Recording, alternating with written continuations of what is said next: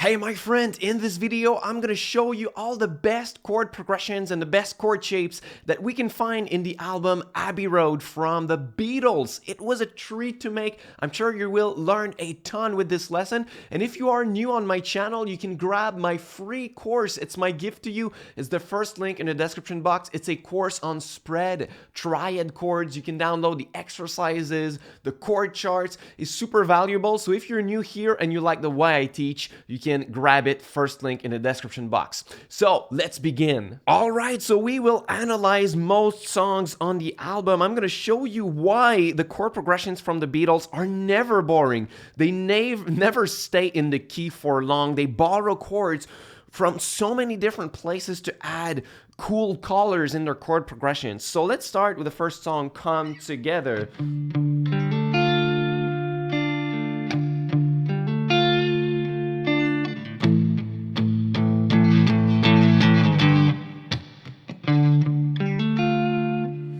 So from the initial riff, it's very, very clear that we are in the key of D minor, right? So what they will often do is to take parallel keys. So they will take the key of D minor and the key of D major, and they're going to pick some chords in the key of D major and incorporate them in the D minor key just to add an element of surprise just at the right moment in the song, right? So in the chorus, it goes like this: come together right now over me. So that B minor chord is usually a chord in the key of D major, right? It would make more sense to get that chord in that key.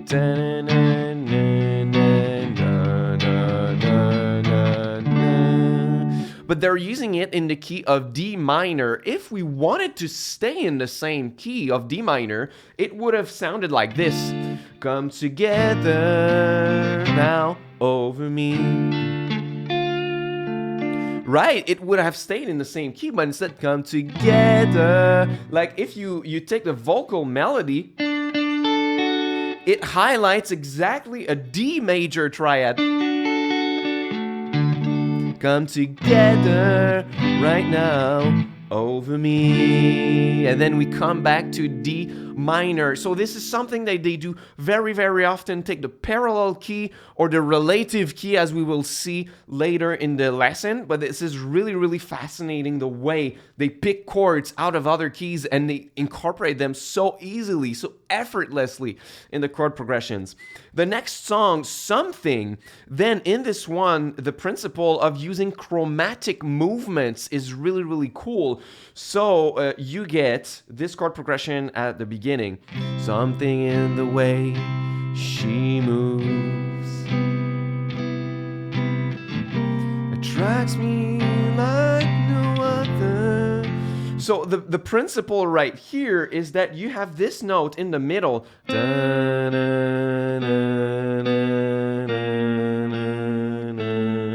So a chromatic movement or a chromatic scale is to use all 12 tones. Right? And they use them one after another, and then they're going to continue from that note, the A, and in the chorus they're going to use chromatic movements again.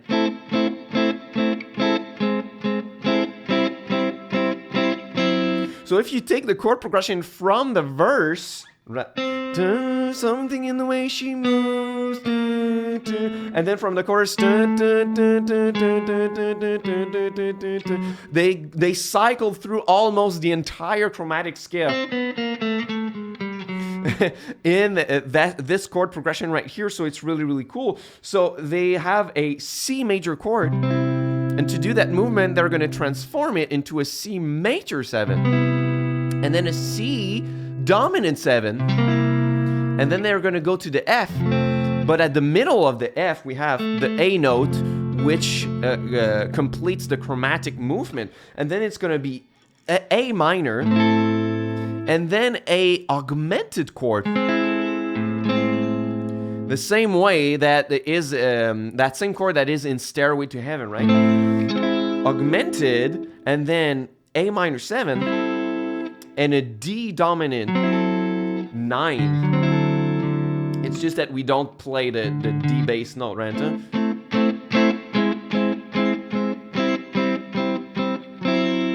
And you see that they wanted to approach this song by using chromatic movements just with the intro, right? You already have the ta ta ta ta, and then the ta ta ta ta, and then the ta ta ta ta, right? So when you incorporate chromatic movements into your chord progressions, it adds so many colors and interest into the chord progression. And like I said, they want to surprise you just at the right moment. When you get used to the chord progressions and the sounds, they always like, hey, here's something different. So instead, in the middle of the song, to go to the bridge, instead of like ta, ta, ta, ta, ta, ta, that's what you expect. But now you get ta, ta, ta, ta, ta, ta. They play an A major instead. Because you did not expect that, but they do that all the time, and I find that so cool in their music. So that was the song Something. If we go to Maxwell's Silver Hammer, it's gonna use secondary dominant chords a lot in this song. It's really a nice way to study secondary dominants. So it goes like this in the chorus.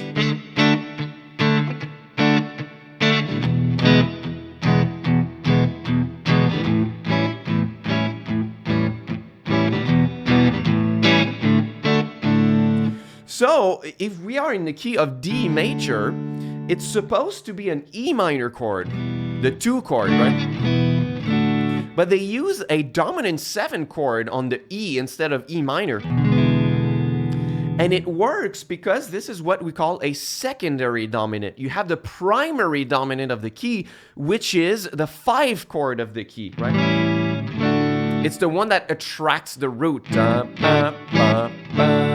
So A dominant 7 is the primary dominant. But now we're going to find what is its own dominant chord, the own chord of A dominant 7 that's going to attract it. And it's E dominant 7.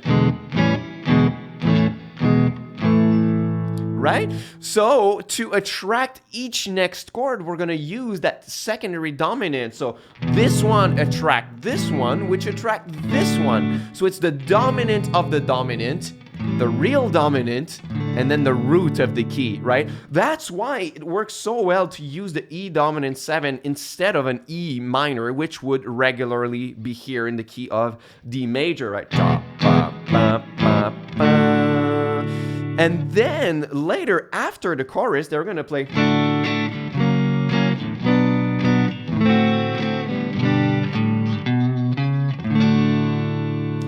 So the target chords are D, B minor, G, and back to D. But they ask themselves, how can I put more attraction, more tension and resolution to each chord? So they found the secondary dominant of each chord as a target. So we start with D, and then the next chord is B minor. So what is the dominant chord of B minor? If we look at that chord like alone, not in the context of the key, the dominant chord is F sharp. So they used an F sharp chord to attract the B minor. Then the next chord is G. What is its own dominant chord to the G chord? It's D dominant 7. So they used a D dominant 7, or it could be a regular D, but in that case they used the dominant 7 to attract the G, and then back to the key of D, right? So that's why we have da, da, da, da, da, da, da, da. So that's a great way to incorporate tensions and resolutions, and it's done really masterfully in this song, and they're going to use that all over the place in so many of their songs, the principle of using secondary dominance. Then if we go to the song Oh Darling, we have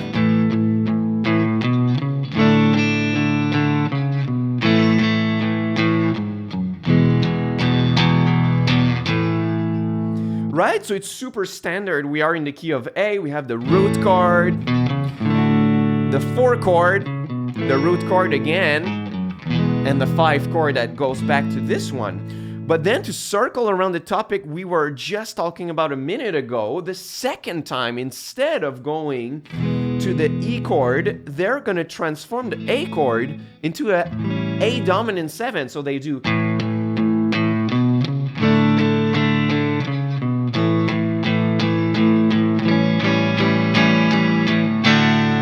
So that they can modulate to the key of D after. So you can use a secondary dominant just as a temporary chord, or you can use it as a way to modulate to a different key like they did here. So that's 2 ways to use them. And then we play the D chord.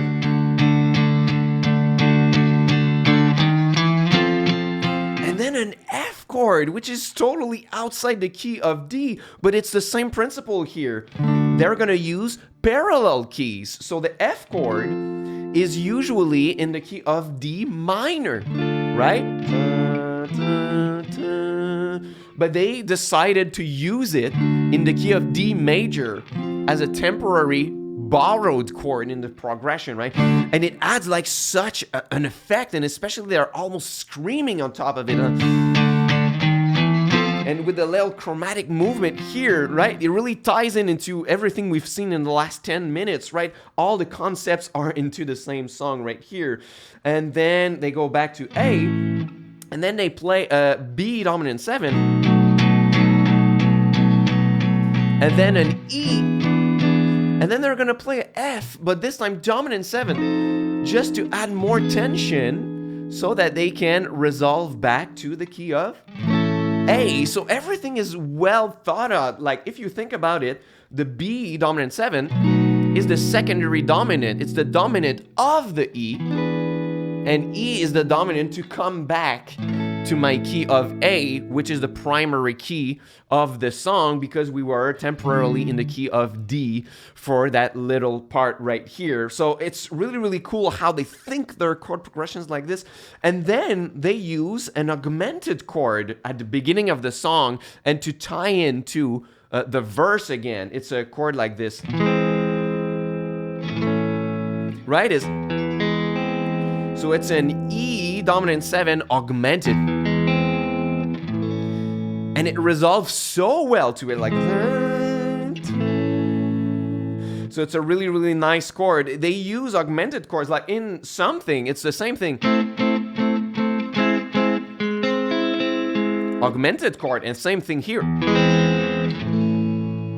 So really cool. It's really rare that you get pop or rock bands using augmented chords, diminished chords, secondary dominants, and the Beatles were doing that all the time in the 60s. Like it's really, like it's not like it's recent music. It was really, really original at the time that they made it, and they influenced so many artists to use some of these chords later. And then I Want You, She's So Heavy, that's a banger. I love the chord progressions and the really spicy chords they play in that song.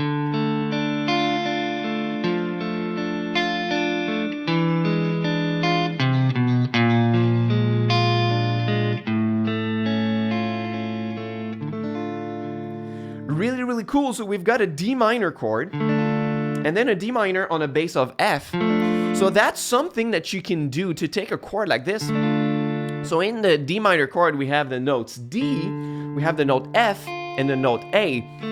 So you could decide to put any of those notes as the bass note, right? So you could have the D as the bass note, which is the root. You could have the third, the F, as the bass note, which is what they did here. Or you could have the A as the bass note. So you could do...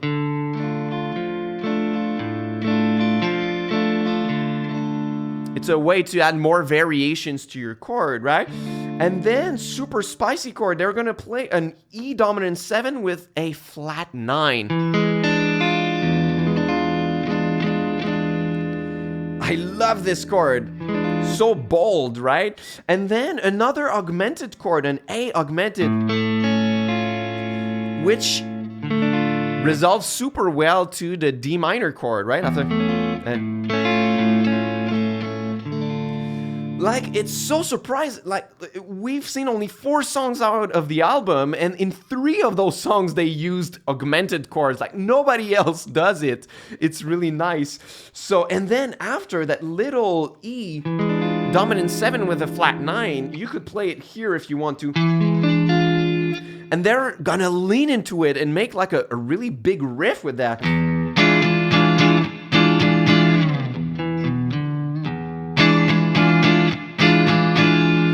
It's really nice that they used it in this way right here.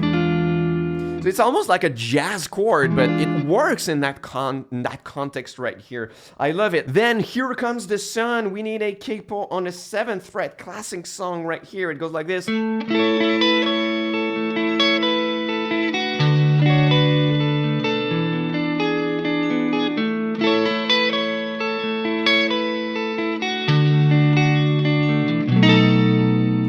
So what we do here, I love, they used the secondary dominant in a 3rd different way than we've seen in the other songs, right? So instead of using it to resolve the real dominant, to resolve back to the key of D, they just replaced the primary dominant with the secondary dominant. And they don't go to A that goes to D, they just go directly to D. And it just works.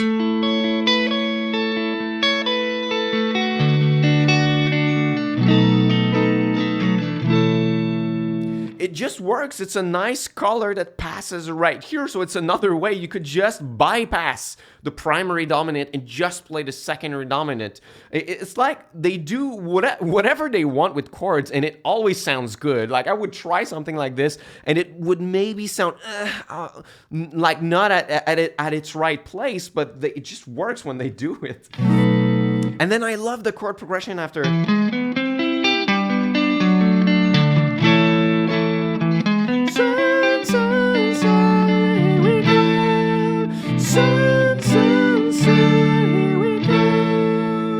So it's highlighting an F chord, C chord, G chord, and then back to D. But it's the same principle here. We are in the key of D major, but the F chord is the flat 3 chord, is the 3rd chord in D minor. The C chord is the flat 7. It's the 7th chord in D minor, right? So they borrow chords from D minor and then they go back to D major. The same principle of using the parallel keys and borrowing chords from one or another, and it works so well. It adds such a nice mood in this song right here. Then if we go to the next song, Because.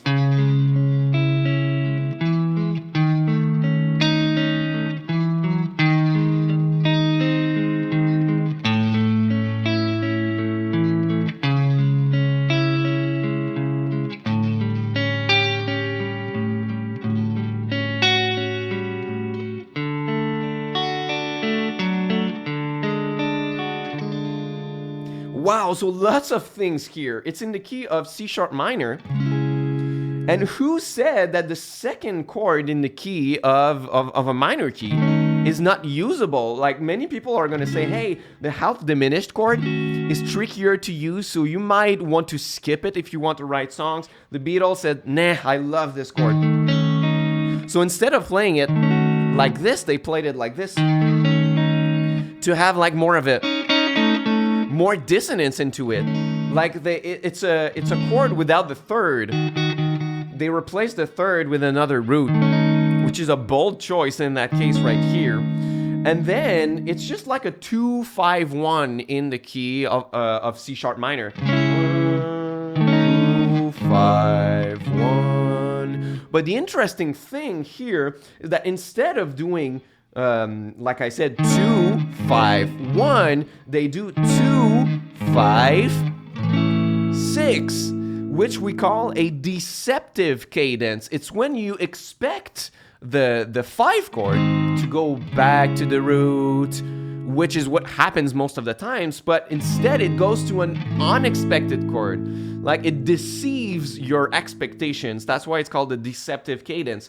So by resolving here, it's an element of surprise. It's a different way to add an element of surprise, right? And then they're going to use an A dominant 7 chord, which they're going to make even that an A dominant 13. So it does not fit usually in my key of C sharp minor, but once again, it's a secondary dominant to like to resolve to the next chord, which is D. So they always think about, where do I want to land? Where do I want to resolve after, right? So,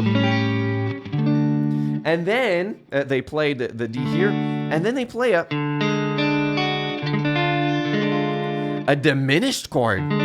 Super spicy here, but there's a way to make diminished chords resolve almost anywhere that you want. I covered that in one of my videos about diminished chord. You have like 8 different landing spots where you can resolve a diminished chord, and this is exactly what they did here to come back to the beginning of the progression. So I really, really like it. The next song, You Never Give Me Your Money, that's a crazy song, so many things happening, but I love the chords at the beginning.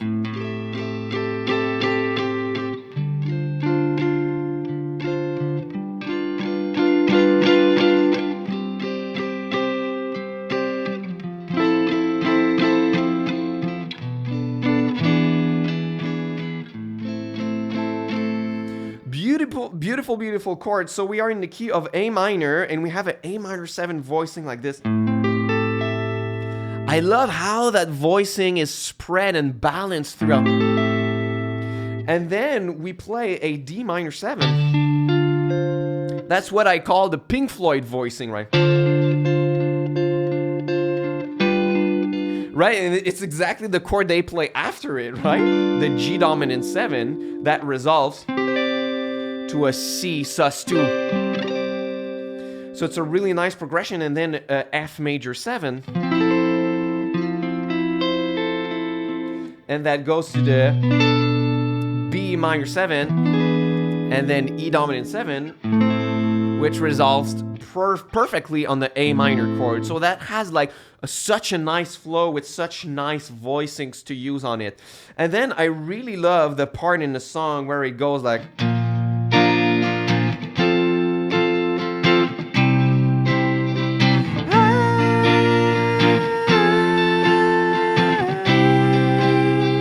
so if we consider that we are in the key of C major, which makes sense because the key before that was A minor. And that introduces another concept of, instead of parallel keys, now it's relative keys. It's the keys that share exactly the same notes. So the key of A minor and the key of C major are exactly the same. They have the same 7 notes in the key. It's just the tonal center that is different, right? So now they go to the key of C major, but they start on the flat 7. So it's pretty meta. They're going to use the parallel key in the relative key, in the sense that the C key, we're going to use a chord from C minor in that key, which is the flat 7, and then the 4 chord. And it has such a hopeful feeling.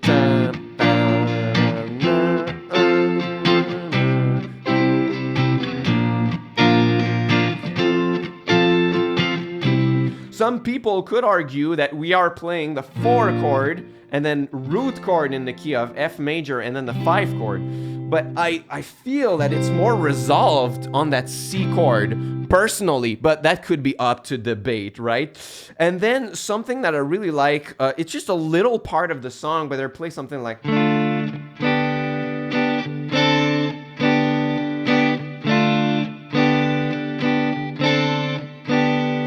I love that. We call that a pedal point or a pedal tone when you keep the lowest note of the chord the same. So we have the open D, and we play a D minor, and then we play a G major triad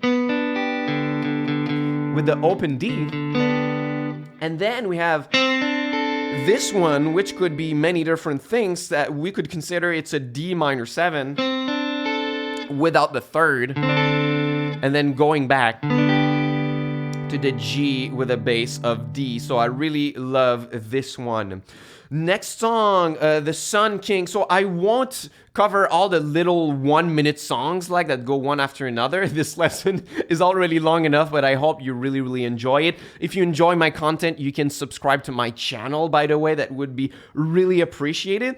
So I'm not going to do all the little songs, but the song Sun King, I love the chord progression here. We have C.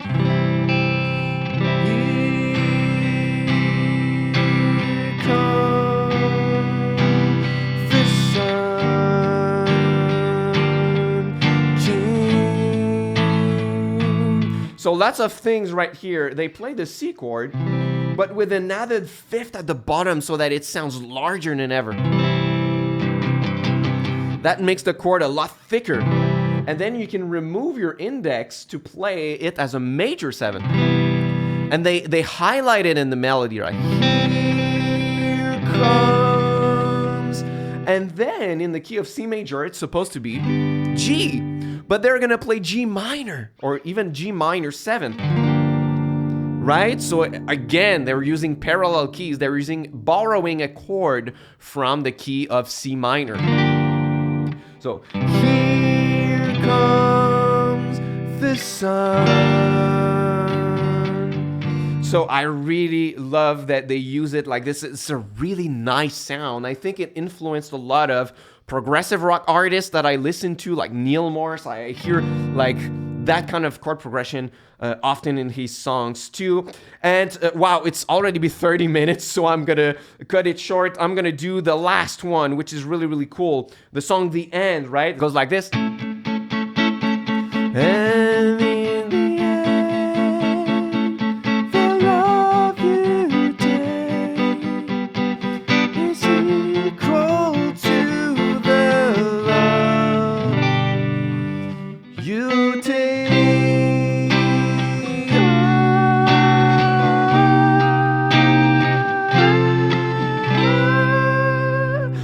It's so epic to end an album like this. It's the same concept of using a pedal tone to keep the same bass note under it. So we play C and then D, but instead of using the D note, we're using the C note. And then E flat, which is borrowed from the key of C minor once again, with the C note at the bottom, and then F, and then back to C. It's such an epic way to end an album. I love it. So I hope that you spent a good half hour with me and that you learned so many things about parallel keys, chromatic notes, secondary dominants, and ways to pick chords outside the key. If you like the way I teach and you want to go further with me, you can enroll in my free mini course. It's the first link in the description box. I'm going to show you how to play spread triad chords, which are really, really nice chords to play on guitar and to add in your bag of tricks. You can download the chord charts, the exercises. There's about 45 minutes to 1 hour of lessons in that course, completely for free. So this is my gift to you for watching my video until the end. I hope you enjoyed, and until next time, au revoir.